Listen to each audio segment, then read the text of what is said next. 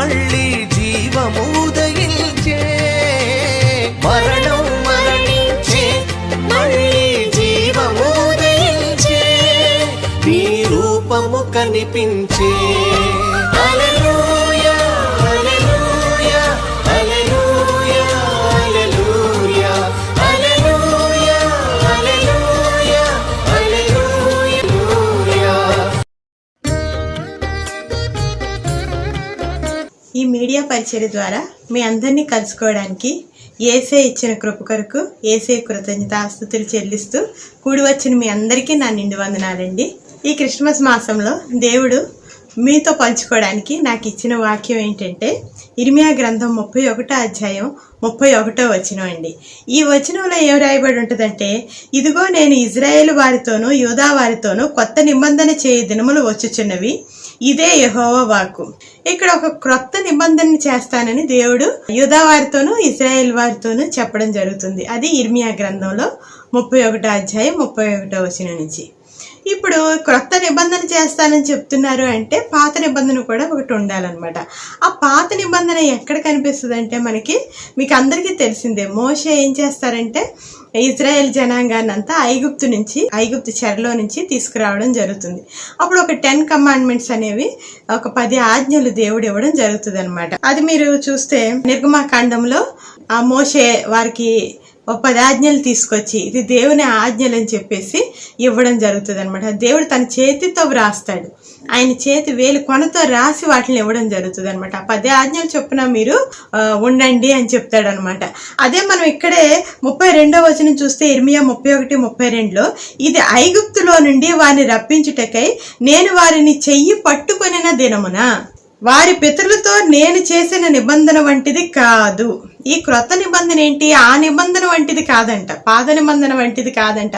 ఈ 10 ఆజ్ఞలు పాటించమన్నాడు కదా, ఆ నిబంధన వంటిది కాదు. కానీ నేను వారిని చెయ్యి పట్టుకున్న దినమున, ఆ రోజు పట్టుకుని దేవుడు ఐగుప్తు నుంచి ఒక మహాసముద్రంలో నుంచి ఎర్ర సముద్రంలో నుంచి తీసుకొస్తాడనమాట. తీసుకొచ్చి సీనాయి కొండ మీద ఒక నిబంధన ఇస్తారనమాట. అటువంటిది కాదంట. నేను వారి పెనిమిటినైనను వారు ఆ నిబంధనను భంగము చేసుకొండ్రి, ఇదే యెహోవా వాక్కు అంటాడనమాట.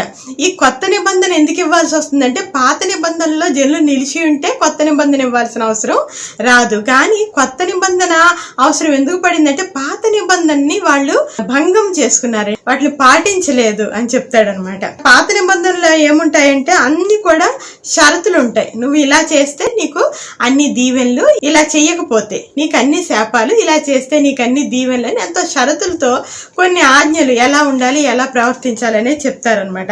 ఇక్కడే 31:33లో ఆ దినములైన తర్వాత అంటే ఏంటి, పాత నిబంధన కాలం అయిపోయాక నేను ఇజ్రాయేలు వారితోనూ యూదా వారితోనూ చేయబో నిబంధన ఇదే, వారి మనస్సుల్లో నా ధర్మ విధిని ఉంచెదను, వారి హృదయముల మీద దానిని వ్రాసెదను, ఇదే యెహోవా వాక్కు అని చెప్తారనమాట.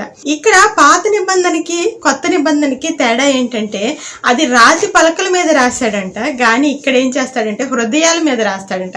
కొత్త నిబంధన దేని మీద రాస్తాడు? హృదయాల మీద వాళ్ళని రాయడం జరుగుతుంది అనమాట. అంతేకాకుండా ఇంకోటి ఏమంటారంటే, వారి మనస్సులో ఏమంటారు, ఒక కాగితపు చుట్టల మీద రాసింది కాదు, లేదంటే ఇంకేదైనా చర్మపు చుట్టల మీద రాసింది కాదు.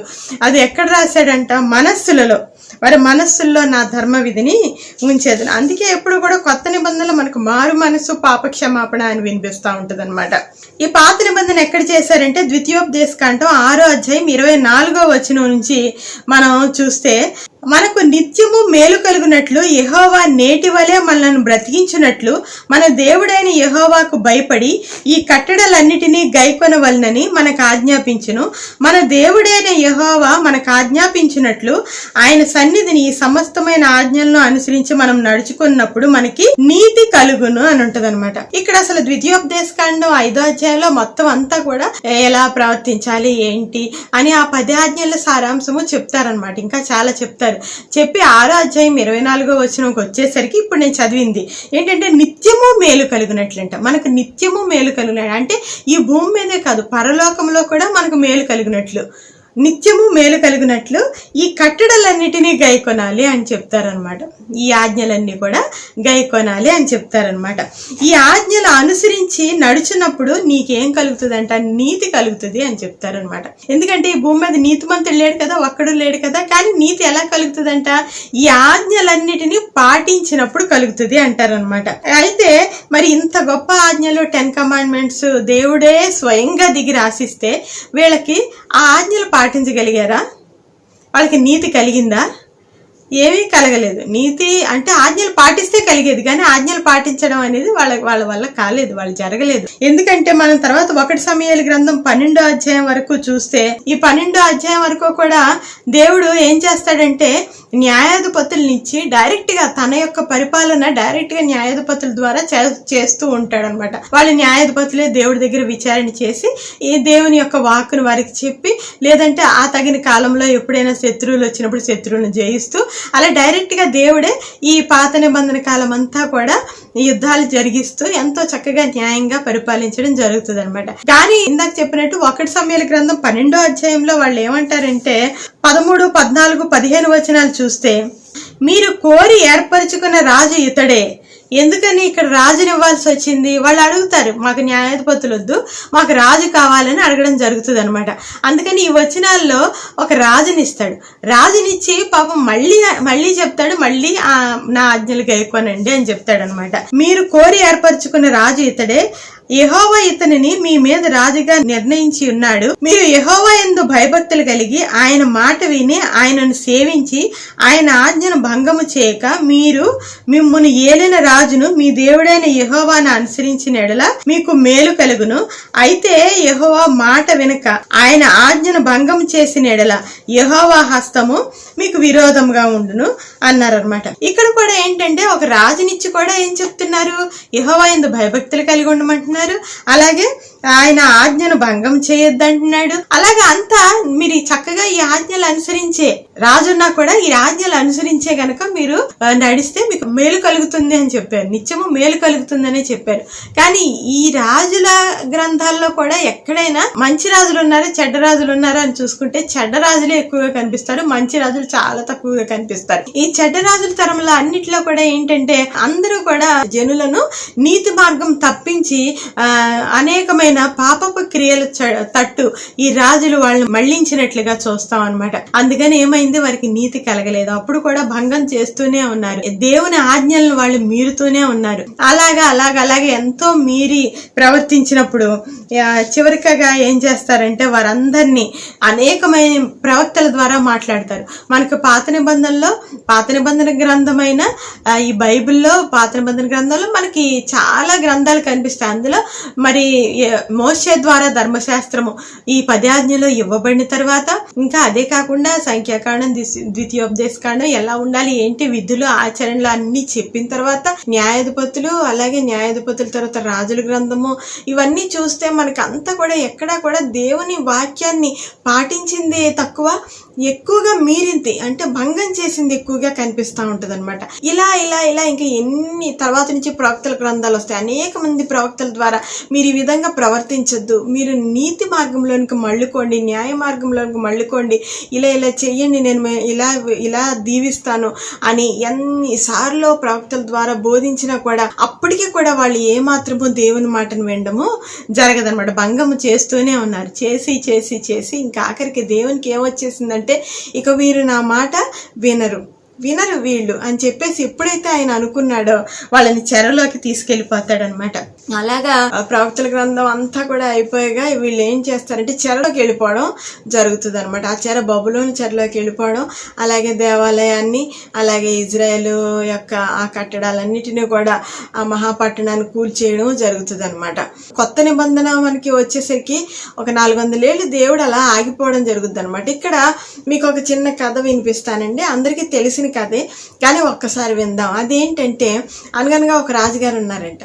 ఆ రాజుగారు రాజుగారు అచ్చు మన యెహోవా దేవుడు ఎలాగో అలాగే దేవునిలాగా ఎంతో న్యాయవంతుడంట, నీతిమంతుడంట, ఎంతో చక్కగా ప్రజలను పరిపాలిస్తూ ఉంటాడు.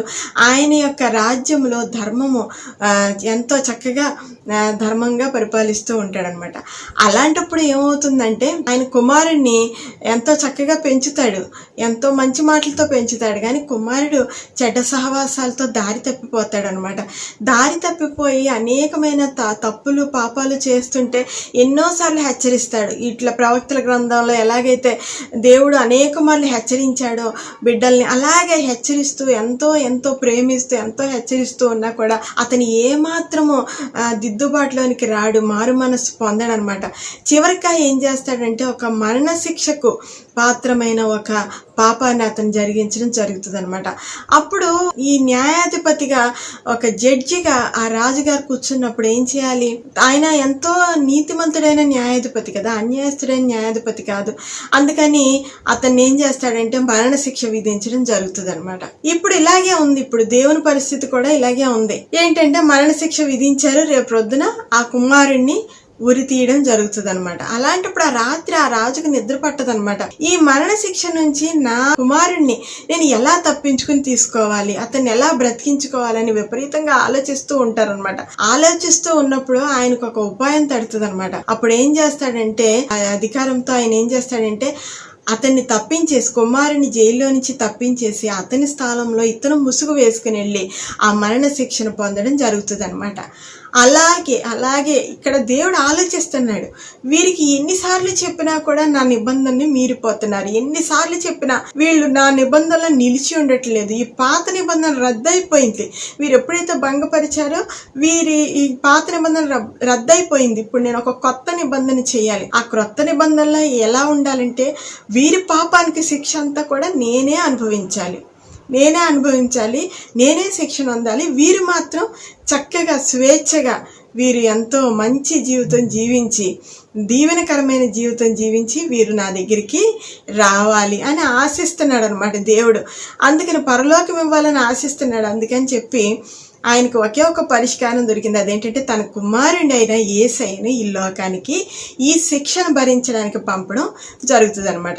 ఇక్కడ మీరు ఒకటి అడగచ్చు, ఏంటంటే ఇది ఎలా ఉందంటే ఇద్దరు దేవుళ్ళండి, లేదంటే పరిశుద్ధాత్మతో సహా ముగ్గురు దేవుళ్ళండి అని మీరు అడగచ్చు. కానీ ఇక్కడ అలా కాదండి. ఇప్పుడు మీకు చెప్తాను, మీకు ప్రాణము ఆత్మ దేహము అనేవి మనకి ప్రతి మనిషికి ఉన్నాయి. ప్రాణము ఆత్మ దేహము. ఇప్పుడు ప్రాణాన్ని చూసుకుంటే ఆ ప్రాణం పోతే దేహానికి విలువ లేదు, దేహము ఉంది అంటే ప్రాణము విడిగా కనిపిస్తుంది మనకి, దేహము విడిగా కనిపిస్తుంది. ఇది కాకుండా మరి జంతువులకి రెండు ఉన్నాయి, మనుషులకి తేడా ఏంటంటే యెహోవా అంటే జీవాత్మను ఊదితే నరుడు జీవము కలిగిన ఒక ప్రాణిగా సంచరించడం జరిగింది అంటాడు అనమాట. అంటే తన యొక్క ఆత్మను దేవుడు ఒక మనిషిలోకి ఊదాడనమాట, జీవాత్మను ఊదాడనమాట. అంటే ఆత్మ కూడా ఉంది. అలాగే పరిశుద్ధాత్మ ఆయన ఆత్మ అయితే దేహముగా ఒక శరీరాకారంగా పంపించడానికి యేసు ప్రభుని దేవుడు వాడుకోవడం జరుగుతుంది అనమాట. అలాగే ప్రాణం ఇచ్చేవాడు ఆయనే, ఏ మనిషికైనా ప్రాణం ఇచ్చేవాడు ఆయనే. అందుకే దేవుని ఎప్పుడు కూడా మనుషులు చూడలేదు, కానీ తన అద్వితీయ కుమారుడి ద్వారానే ఆయన ప్రత్యక్షపరచబడిన వాక్యంలో ఉంటుంది అనమాట. అలాగే యేసయ్యను మన శిక్షను అనుభవించడానికి దేవుడు భూమి మీదకి పంపడం జరుగుతుంది అనమాట. ఇప్పుడు మన యోహాను సువార్త 1వ అధ్యాయం 1వ వచనంలో చూస్తే, ఆదియందు వాక్యం ఉండెను, వాక్యము దేవుని యొద్ద ఉండెను, ఆయన ఆదియందు దేవుని యొద్ద ఉండెను, సమస్తమును ఆయన మూలముగా కలిగెను అని ఉంటుంది అనమాట. ఇప్పుడు వాక్ స్వరూపిగా దేవుడు మనకి ప్రత్యక్షం అవడం జరుగుతుందనమాట. ఆదియందు ఎక్కడున్నారంట? వాక్యం ఉందంట. వాక్యం ఎక్కడుందంట? దేవుని యొద్ద ఉందంట. మనం ఆదికాండం 1:1 కూడా చూస్తాం కదా, ఏంటంటే ఆదియందు దేవుడు భూమి ఆకాశమును సృజించెను, భూమి నిరాకారముగాను శూన్యముగా ఉండెను అని ఉంటుంది అనమాట. ఆదియందు దేవుడే భూమి ఆకాశములను సృజించెను అని ఉంటుంది. అలాగే ఇక్కడ కూడా ఏంటి? ఆదియందు వాక్యం ఉండెను, అది దేవుని యొద్ద ఉండెను, ఆయన మూలంగా సమస్తమును కలిగిన, అంటే భూమి సమస్తము అంటే ఏంటంటే మనం ఆదికాండం 1వ అధ్యాయంలో చూస్తే భూమి, ఆకాశము, చంద్ర నక్షత్రములు, సూర్యచంద్రులు, అలాగే జంతువులు, మనుష్యులు అందరినీ కూడా సృష్టించినట్టుగా చూస్తాం. సకల ప్రాణులు సృష్టించినట్టు చూస్తాం. ఇదంతా కూడా ఎలా జరిగింది? వాక్కుతో కలుగునుగాక అంటే జరిగిందనమాట. అంటే ఇక్కడ వాక్యమే అన్ని సమస్తాన్ని సృష్టించింది. ఈ వాక్యాన్ని తీసుకొచ్చి శరీరాకారంతో మన మధ్య నివసించాడంట. అది యోహాను సువార్త 1వ అధ్యాయం 14వ వచనంలో చూడండి. ఆ వాక్యము శరీరధారి అయి కృపాసత్య సంపూర్ణుడిగా మన మధ్య నివసించెను. శరీరధారి అంటే ఏంటి? యేసే రూపంలో ఆయన మన మధ్యలో నివసించాడనమాట. ఇక్కడ యోహాను సువార్తలో యోహాన్ చక్కగా యేసయ్యని ఒక మంచి వాక్ స్వరూపిగా మనకు ప్రజెంట్ చేయడం జరుగుతుంది అనమాట. ఇందులో వాక్యమే దేవుడు, వాక్యం ద్వారానే సమస్తము కలిగింది. అంటే సమస్తాన్ని సృష్టించిన సృష్టికర్త యేసయ్యే సృష్టికర్త. ఆయనే ఈ భూమి మీదకి శరీరాకారంలో రావడం జరుగుతుంది అనమాట. అంతేకాకుండా మనం యోహాను సువార్త 1వ అధ్యాయం 10వ వచనంలో చూస్తే ఆయన లోకములో ఉండెను, లోకమాయన మూలంగా కలిగిన గాని లోకమాయనను తెలుసుకోలేదు. ఎందుకంటే ఆయన ఎలా వచ్చాడు? మనకి వాక్ స్వరూపిగా వచ్చాడంటే మొదటి నుంచి కూడా దేవుడు నిబంధన చేసుకుంటున్నాడు. అంటే ఒక మాట చెప్తాడు, ఆ మాట ప్రకారం మీరు చెయ్యండి అని చెప్తాడు. ఇక్కడ కూడా ఒక వాక్ లాగానే ఆయన వచ్చాడండి. మనకు మంచి సువార్తని చెప్పడానికి వచ్చాడు. ఆ సువార్త ఏంటంటే మీరంతా కూడా నన్ను నమ్ముకోండి, నన్ను నమ్ముకుంటే నేను మీ కొరకు శిలువ మీద అర్పించి ఆ రక్తం ఉందే, నా రక్తంలో మీకు విమోచన కలుగుతుంది.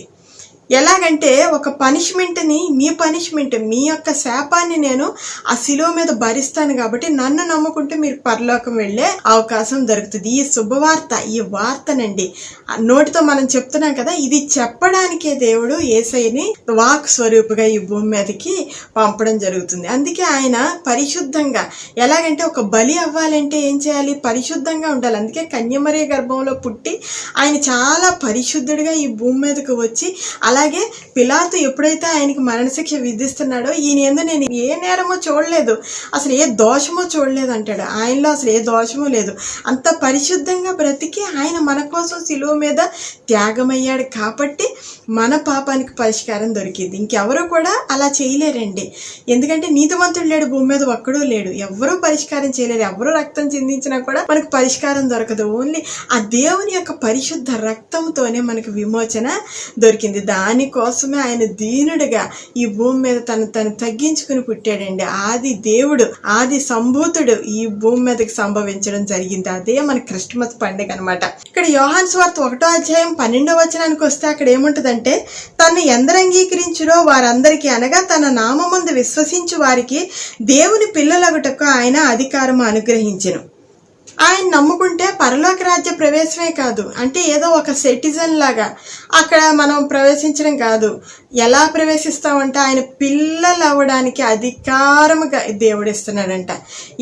ఎంత అధికారం ఇస్తున్నాడు? ఎందుకని? కేవలం ఆయనని నమ్ముకుంటే చాలు, ఆయన అంగీకరిస్తే చాలు, తన నామాన్ని అంగీకరిస్తే చాలు. అలాగే యోహాను సువార్త 1వ అధ్యాయం 16వ వచనంలో ఆయన పరిపూర్ణతలో నుండి మనం కృప వెంబడి కృప పొందితిమి, ఆయన కృపామయుడు కదా, కృప వెంబడి కృప పొందామంట. అంటే ఏంటంటే మనం మన యొక్క గొప్పతనం కాదు, మన యొక్క నీతి కాదు. కొంతమంది ఏమనుకుంటారంటే అతడు చాలా, నా పక్కవాడు ఎంతో దుష్టుడు, దుర్మార్గుడు, ఎన్నో పాపాలు చేశాడు, నేను అంత పాపిని కాదు కాబట్టి నేను పరిశుద్ధుడు అనుకుంటారు. అలా ఏం ఉండదండి. మన హృదయంలో ఒక చెడ్డతలంపు రాగానే మనం తప్పు చేసినట్టే అని బైబిల్ చక్కగా చెప్తుంది. పరిశుద్ధుడు లేడు ఈ భూమి మీద, ఒక్కడు లేడు. కానీ మనకు పరిశుద్ధతను ఆపాదించి దేవుని పిల్లలాగే అయ్యేంత అధికారం ఎలా వచ్చింది? కృప వెంబడి కృపను పొందామంట మనం. అందుకే 18వ వచనానికి వచ్చేస్తే, ఎవడైనను ఎప్పుడైనను దేవుని చూడలేదు, తండ్రి రొమ్మునున్న అద్వితీయ కుమారుడే ఆయనను బయలుపరిచెను. అందుకే ఇంకెవరూ లేరండి ఈ భూమి మీద ఈ పని చేయడానికి, ఇంకెవరూ లేరు. మనకి మంచి మార్గంలో నడవడానికి మార్గదర్శకులు అనేక మంది ఉండొచ్చు, కానీ భూమి మీద పరలోకం చేర్చే సాధనం ఇంకొక మార్గం లేదనమాట. అది యేసయ్య ద్వారానే.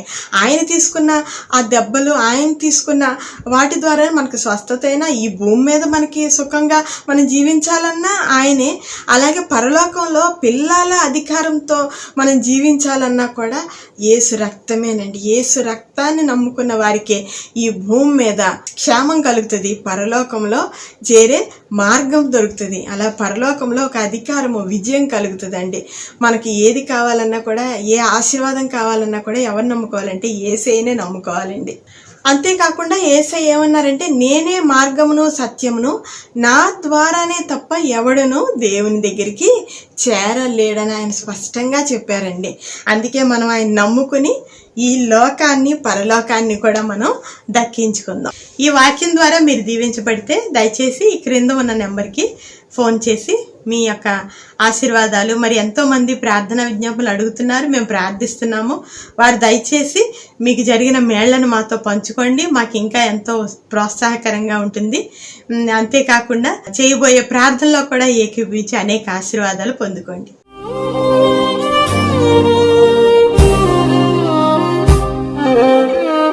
యేసయ్య, గొప్ప దేవ, ఘనదేవ, నీకు వందనాలు, స్తోత్రములు, కరుణామయుడ, స్తుతులు, ఆరాధనలు, స్తోత్రములు తండ్రి. యేసయ్య, ఎంత గొప్ప దేవుడు, ఎంత ఘనదేవుడు ప్రభా.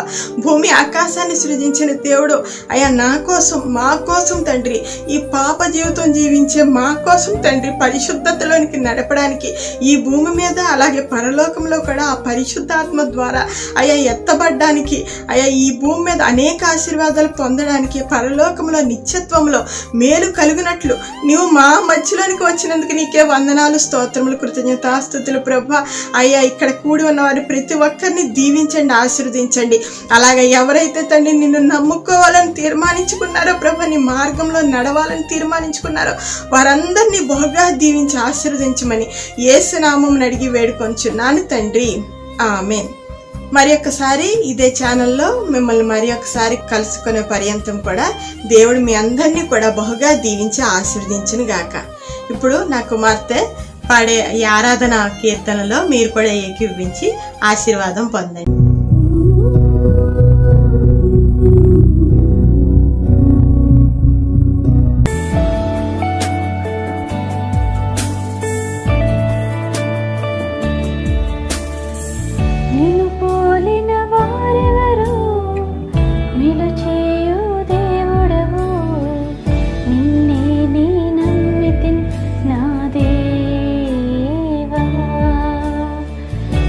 పోలిన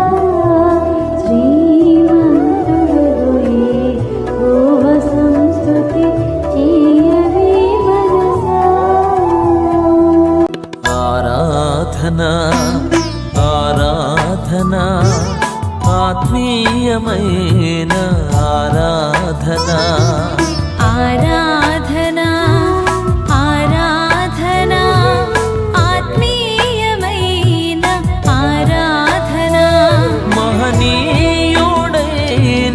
మహారాజుకు పరలోక పరిశుద్ధ యెహోవాకు